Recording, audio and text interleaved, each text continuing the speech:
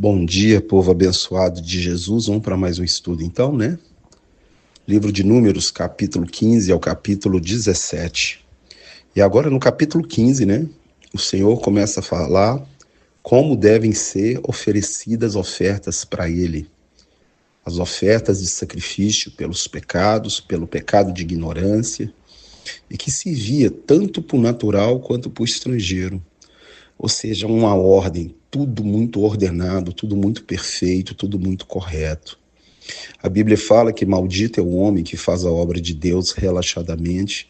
E os levitas, né, e as pessoas também que andavam na congregação deveriam cumprir todo esse ritual para poder oferecer aquele sacrifício. É interessante que o apóstolo Paulo, em 1 Coríntios capítulo 11, ele fala sobre a ceia do Senhor. E ele diz: examine o homem a si mesmo, então coma do pão e beba do cálice, porque aquele que come do pão e bebe do cálice indignamente é réu do corpo, né? Então, e ele ainda continua, fala: por isso há no meio de vós muitos fracos, doentes, e não são poucos os que dormem. Então nós não devemos fazer nada para Deus relaxadamente, não devemos ceiar sem examinar nós mesmos, sem pedirmos perdão a Deus pelas nossas falhas. Olha como é que Deus é organizado. O Deus de Israel é o Pai de nosso Senhor e Salvador Jesus Cristo. Ele nos amou tanto que enviou o seu Filho para que através dele nós pudéssemos ter vida e vida em abundância. Mas agora, depois que você nasceu de novo, não leve a obra de Deus relaxadamente. Cumpra aquilo que você prometeu ao Senhor, cumpra o seu chamado, o dom que Ele te deu. E quando você for ceiar, examine você a você mesmo. Não é o pastor que tem que te examinar, é você. Aí fala, interessante, pecados de ignorância, né? E se dissermos que não temos pecado, nós mentimos. Mas se confessarmos, Ele é fiel e justo para nos perdoar. Então presta atenção, né? Toda essa ordem, né? Todo esse zelo, né? Para que Deus pudesse permanecer no meio deles. Nós sabemos que naquela cruz, né? Quando Jesus morreu, o véu que separava já não separa mais. Nós temos acesso ao Pai constantemente. Aí, todo esse ritual que você vê, era uma vez por ano para o sumo sacerdote ter acesso direto ao Pai, mas nós não. Hoje você pode ajoelhar, você pode fazer uma oferenda para Ele. E a oferenda que Ele quer é o seu coração, como sacrifício vivo. Você, leia Romanos 12:1, ofereça o vosso corpo, né? Ofereça, mude algo na sua vida hoje. Fala: eu quero ser uma pessoa melhor, um marido melhor, uma esposa melhor, um filho melhor. Sacrifício que Deus gosta é um coração quebrantado, espírito compungido e contrido. Deus não despreza. Então pensa nisso nessa manhã. Olha aí todo esse ritual, como tinha que ser feito. Tudo ordenado, tudo muito perfeito, porque Deus, Ele é perfeito. Então, cabe a nós cumprirmos aquilo que Ele mandou. Jesus falou: ide por todas as etnias e façam discípulos em meu nome, batizando em nome do Pai, do Filho e do Espírito Santo. Tanta gente na igreja hoje que nem batizada é. Não procura o batismo e você deve procurar ser batizado. Ele falou: aquele que crer e for batizado. Você pode citar o ladrão da cruz, falar: ele foi salvo sem ser batizado, mas ele não teve oportunidade de ser. Então, se Deus falou para você batizar, quando você nasceu de novo, procure, cumpra aquilo que Deus mandou na sua vida, cumpra aquilo que Ele mandou nós fazermos. E é interessante que ele fala que essa lei, ela servia tanto para o judeu quanto para o estrangeiro que andava no meio deles. E agora vai ter uma grande rebelião no meio dos levitas e mais um pouco do povo de Israel. É interessante que quando você vai ler o livro de Salmos, você lê assim: Salmo dos filhos de Corá. É esse aí. Ele se rebelou, mas seus filhos não, olha só. Olha que coisa, os filhos dele não andaram nos caminhos do pai. O pai vai pagar um preço caro, então ele vai criar uma rebelião com mais 250 homens no meio do arraial, para se levantar contra Moisés e Arão e falar: quem determinou que Arão é o chefe, que você que é o chefe? Não, nós não queremos mais levantar uma rebelião né? É interessante você ler Ezequiel capítulo 28, leia também Isaías 14. Satanás também levantou uma rebelião no céu. Ele queria ser semelhante ao Altíssimo. Ele queria estar nas mais altas nuvens, embora ele era um querubim. A palavra querubim, querub, é guardião. E Lúcifer é anjo de luz. E ele se rebelou contra Deus, né? E levou, de acordo com a Bíblia, Apocalipse capítulo 12, verso 3, 1/3 das estrelas, dos anjos com ele na sua rebelião. E agora você está vendo aí no livro de Números, Corá, né? Ele mais 250 homens, levitas, fala, não, quem determinou que é Arão, que é você que manda, né? E Moisés, aquilo irou muito o coração de Moisés. Moisés chegou diante do Senhor, né? E Moisés orou ao Senhor, falou, Senhor, eu nunca peguei deles nada, nunca recebi deles nada, nem um jumento, nem coisa nenhuma. Amanhã mostra para eles quem é, né? Que o Senhor escolheu. E aí, né?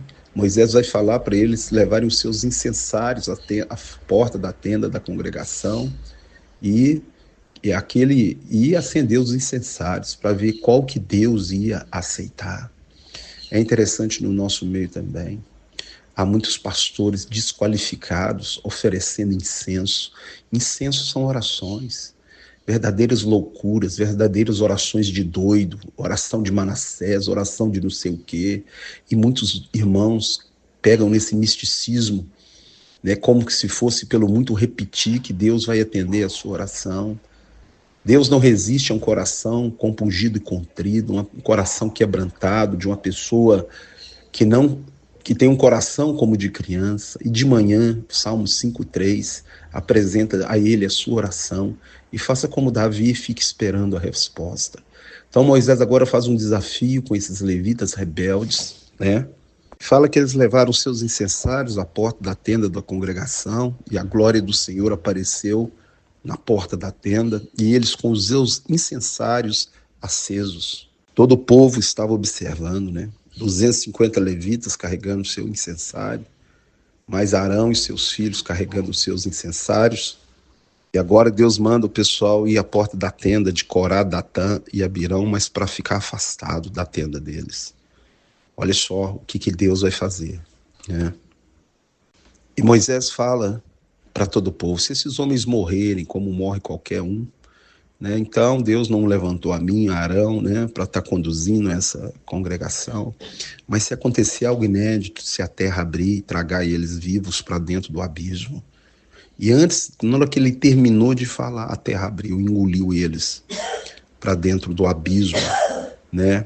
E toda a congregação tremeu e temeu diante daquele fato. Toda a família, os seus bens, tudo que eles tinham, desceu para o fundo da terra. E logo depois a terra se fechou após eles. E depois saiu fogo da parte do Senhor e queimou aqueles homens que estavam com seus incensários, matando todos eles. E os seus incensários ficaram pelo chão. E Deus falou, pega esses incensários, derrete e cobre o altar para que os filhos de Israel não esqueçam aquilo que Deus fez contra os rebeldes. É interessante que muitos pastores rebeldes contra Deus usam esse texto para amaldiçoar, às vezes, ovelhas que não concordam com as suas práticas libertinas. Eles se julgam Moisés e Arão, mas na realidade estão engodados pelo pecado e amaldiçoam as pessoas que saem das suas congregações, falando, são rebeldes. Você não deve seguir um guia cego, você não deve andar através de um fariseu cego, hipócrita, um ladrão, um homem que só fala das coisas mundanas, que só exalta o seu nome, que não glorifica o nome de Deus, que transformou a sua igreja numa empresa. Isso não é Moisés e Arão. Falar, não, você saiu da igreja, você é um rebelde, você é um Corá. Isso não é a mesma coisa, né? Aí está falando de homens santos, acusados injustamente de estarem ali forçando a barra, não de homens rebeldes, pastores maçons, pastores engodados no pecado, no adultério, casado e separado várias vezes. E aí você não pode falar Que isso a Bíblia diz para admoestarmos uns aos outros, quando mais vedes que o tempo se aproxima. Hoje não se tem Moisés e Arão mais, hoje nós temos um sumo sacerdote santo, e o nome dele é Jesus, e todos nós somos servos. O pastor tem que ser o servo de todos, o líder da congregação é o servo. Se ele é o chefe, é o servo de todos. Jesus falou, o maior entre vós. Seja o servo de todos. Não é o arrogante, o presunçoso, o milionário, que pega a lã das ovelhas, aquele que não usa o dízimo que é dado na igreja para aquilo que Deus mandou, somente para enriquecer a sua família, ostentar luxo mundano, relógios caríssimos, carrões caríssimos, roupas caríssimas. E as ovelhas cegas, seguindo esses guias cegos, e quando você sai dessas congregações, eles ainda te amaldiçoam, te chamam de Corá, de Datã e Abirão. Você não pode confundir as coisas. O sumo sacerdote hoje chama Jesus. E todos na igreja somos servos. Somos levitas, servos. Agora, o maior dentro da congregação é aquele que serve todos. Então pegaram os incensários daqueles que morreram, fizeram lâminas e colocaram sobre o altar, mas aí a congregação se levantou contra Moisés e Arão, falando, vocês mataram o povo de Deus. E começou de novo outra rebelião agora por parte da congregação dos filhos de Israel. E a glória de Deus apareceu de novo, e Deus falou, levanta, sai fora dessa congregação que eu vou consumir todos. Em um momento eu vou consumir todos. E Moisés e Arão caíram sobre o seu rosto, intercedendo por aquele povo. E Moisés fala para Arão, pega o seu incensário, deita nele incenso e faz oração por esse povo, para que a ira do Senhor se aparte. Pegou o seu incensário, pôs-se em pé diante dos mortos e dos vivos, e a praga cessou. Morreu mais de 14 mil pessoas por causa essa rebelião contra Moisés e Arão, além dos outros que já tinham descido vivos para o abismo. E agora Deus, para cessar essa contenda de vez, ele manda pegar a vara de amendoeira e dá para cada uma das tribos, né? Os príncipes das tribos, né? E a vara daquele que brotasse, essa seria a vara do sumo sacerdote dele. E aí deram para Arão, para todos os filhos de Israel, os líderes, cada um com sua vara. E a Bíblia diz que a vara de Arão deu flor e fruto. Olha só, e Deus falou, ó, você pega isso e coloca agora diante do testemunho, né? Vai ficar dentro da arca do testemunho, ou diante do testemunho, para que os filhos de Israel temam, né? E fique sabendo que o meu escolhido é Arão, né? E a sua descendência como sumo sacerdote. Então, é interessante que a vara, ela não só brotou, ela deu fruto. Se você ler 1 Pedro, capítulo 2, verso 9, diz que nós somos raça eleita, sacerdócio real, nação santa. Você tem um chamado sacerdotal e você tem que dar fruto. Todos nós somos servos, somos levitas, estamos para servir o Senhor, o reino do Senhor e servir o nosso irmão. E você tem que dar o fruto. Amor, paz, longanimidade, temperança, domínio próprio, mansidão, bondade, alegria. Tudo isso, o fruto do Espírito, é como uma mexerica, cada gomo é um fruto e o maior deles é o amor. Lembrando que a palavra amor, ahavá, na Bíblia, vem da raiz doar, nutrir. Quem ama, cuida. Quem ama, ampara. Quem ama, não aguenta ver o próximo padecer necessidade. E a fé sem obras, ela é morta. Então Arão foi designado, a vara brotou, deu fruto. E Deus falou, esse aí é o meu sumo sacerdote. E aí acabou a contenda no meio de Israel, depois do que Deus fez. E quando a gente lê no livro de Hebreus, você vai ver que dentro da arca havia um pote de maná, a vara de Arão que floresceu e a tábua dos 10 mandamentos. Então não adianta simplesmente ser um cristão, florescer, você tem que dar o fruto. Você tem que ser mudado de dentro para fora, para ser o sacerdote que Deus quer. Pensa nisso nessa manhã, o que você vai oferecer para Deus, qual é a sua oferência, aquilo que você vai mudar, o que você vai oferecer nessa manhã para Ele, a sua carnalidade queimada sobre o altar, acende o seu altar de oração, o seu incensário diante dEle. Não ofereça para Deus fogo estranho, não seja um carnal, não seja um mundano, mas seja santo, como Ele é santo. E assim foi designado, né? Que já tinha sido, mas agora provado através de algo sobrenatural aquele povo, que Arão e seus filhos eram sumos sacerdotes. Interessante, se você ler o livro de Lucas, capítulo 1, você vai ver que João Batista é descendente de Arão, direto. O seu pai é um levita, sua mãe é das filhas de Arão. Ele é o sumo sacerdote, que deveria estar no templo na época de Jesus. Mas aquele templo estava completamente contaminado pela corrupção, pela roubalheira dos sacerdotes, nada diferente de hoje, né? E acabou João indo para o deserto, em vez de vestir a estola sacerdotal, foi vestido de pelo de camelo. E alguém, quando queria ouvir a voz de Deus, não adiantava ir no templo.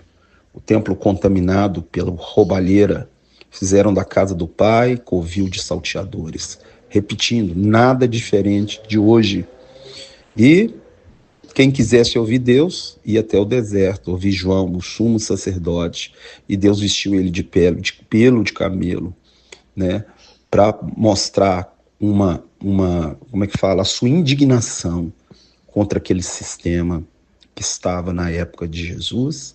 Quem acusava Jesus, quem perseguiu Jesus, são os religiosos, os cabeças, os líderes. E se você hoje quiser viver piedosamente em Cristo Jesus, obedecendo a palavra, você vai ser perseguido dentro da igreja, não só no mundo, muito mais na igreja do que no mundo. Mas eu te digo, persevere até o fim. Seja como João, seja cheio do Espírito, pregue a palavra, admoesta, quanto mais vede que o tempo se aproxima. Encerramos então o estudo desse dia. Que Deus te abençoe e te guarde, te dê um dia abençoado, te livre de todo mal, em nome de Jesus.